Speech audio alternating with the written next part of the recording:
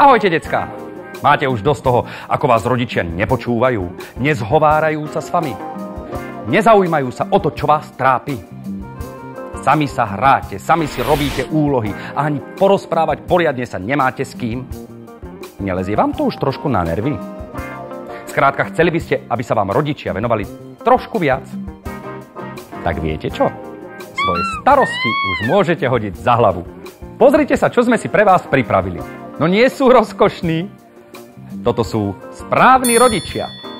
Veľký hit. Správni rodičia sú presne tí rodičia, ktorých ste si vždy želali mať. Správni rodičia sú vám vždy na blízku. Pomôžu vám, poradia vám. Môžete sa s nimi hrať a robiť všetko to, čo ste vždy chceli robiť so svojimi skutočnými rodičmi. No čo vy na to, decká? Nie je to fantastický nápad?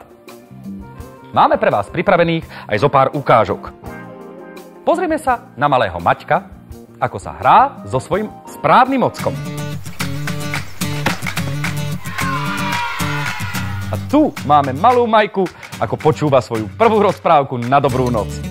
A pozrite, ako si malý Marek užíva v parku.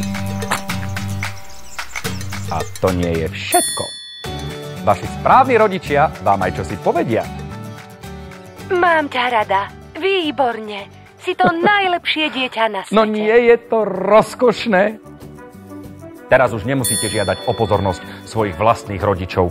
Už nikdy žiaden pocit smútku a osamotenia. Správni rodičia sú vám vždy na blízku.